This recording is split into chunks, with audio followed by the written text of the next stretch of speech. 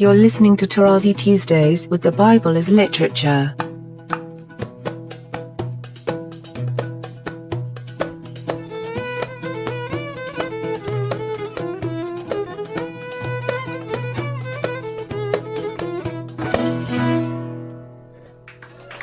Hi, this is Father Mark Boulos, and you are listening to Tarazi Tuesdays with the Bible as Literature podcast.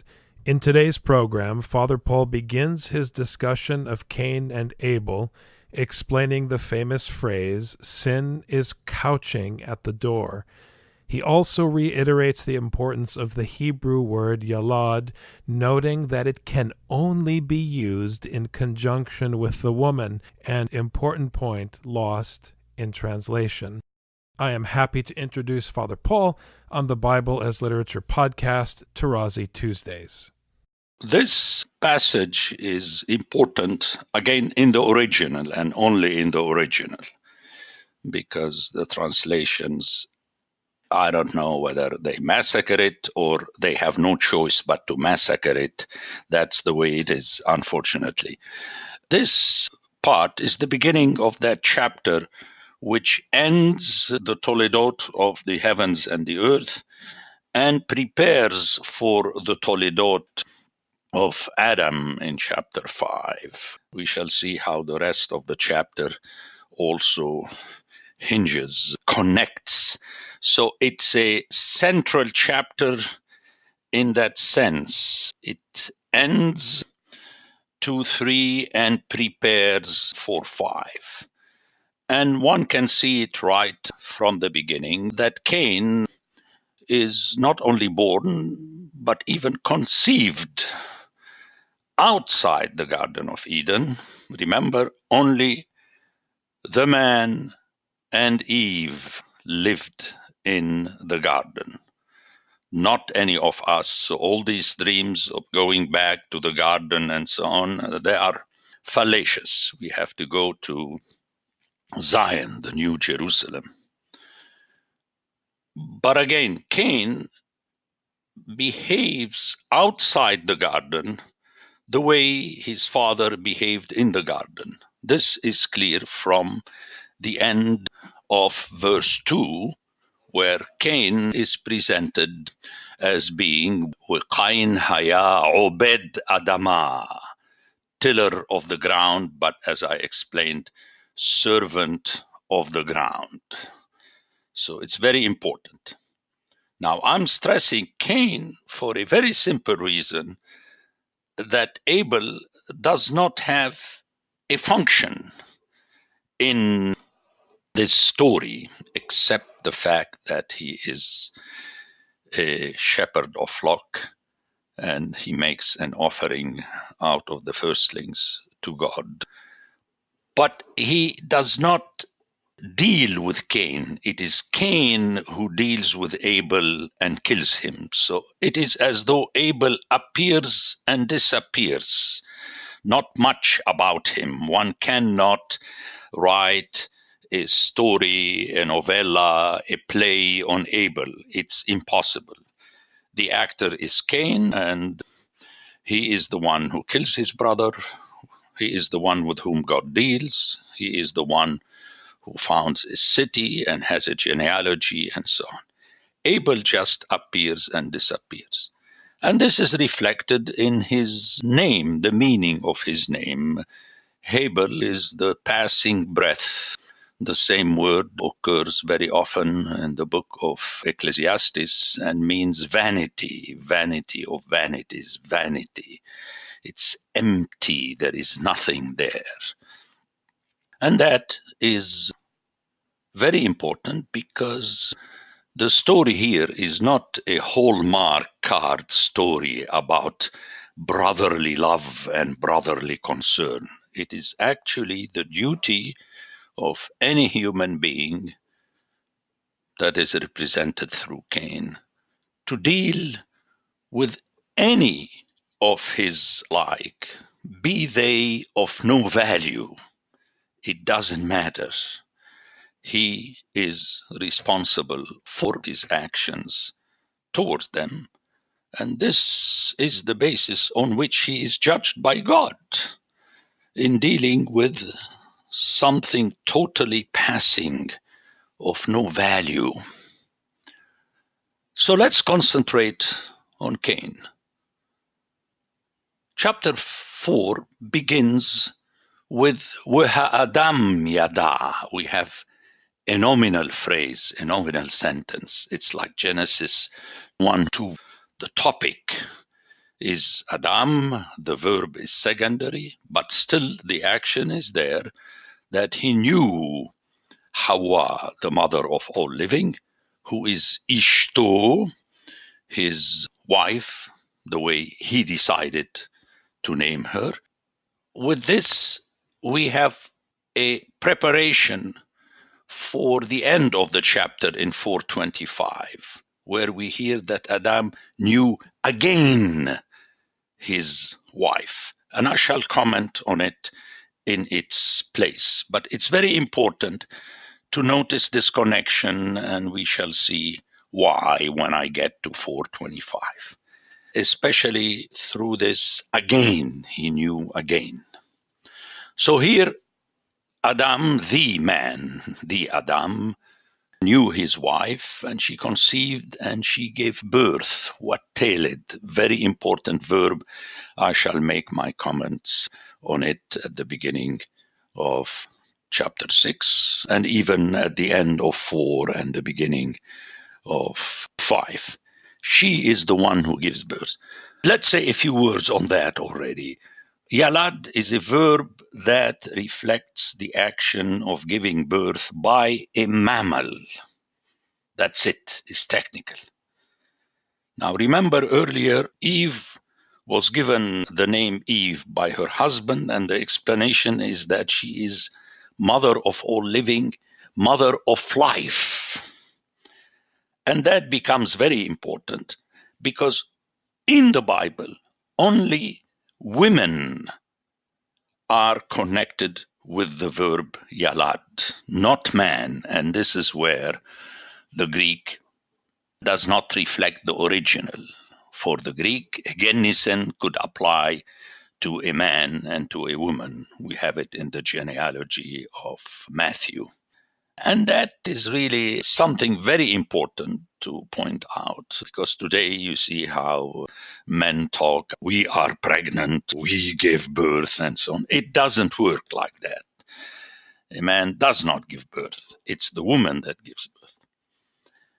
And this will appear very clearly in chapter 5, where the verb used to speak about man giving birth, the way we refer to it, the form is the fifth verbal form, which is the hif'il, which has the connotation of making someone else give birth, which means the man gives birth ultimately through the woman.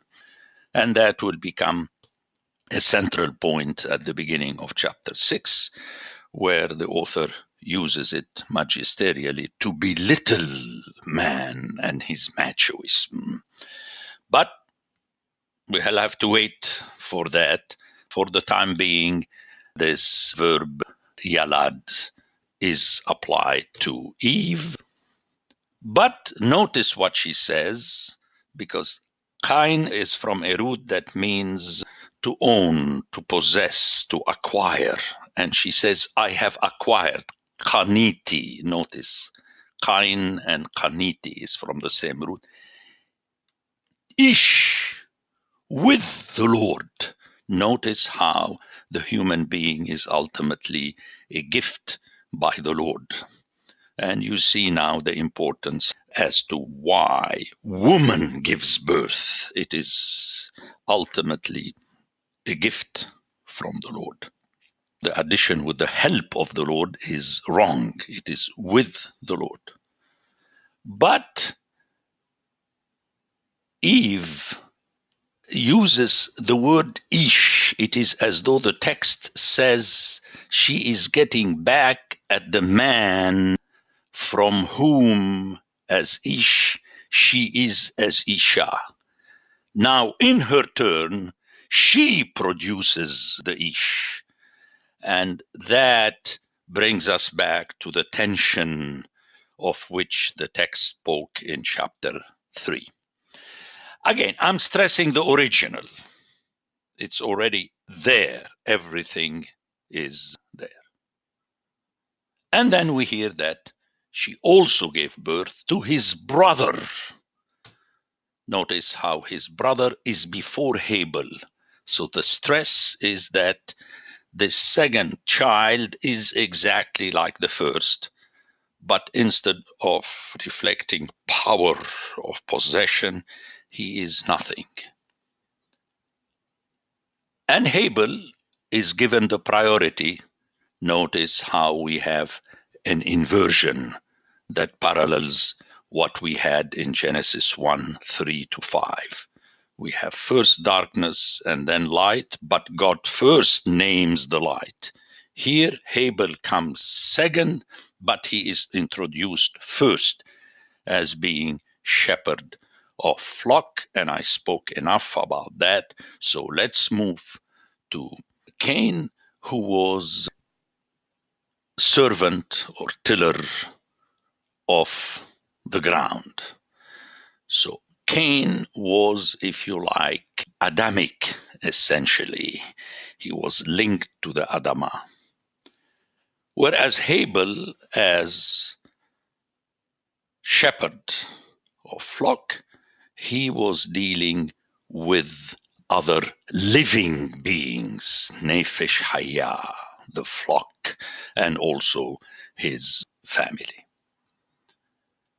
And verse 3 says that Cain offered from the fruit of the ground minha to the Lord, which is a word that will be used later in the law.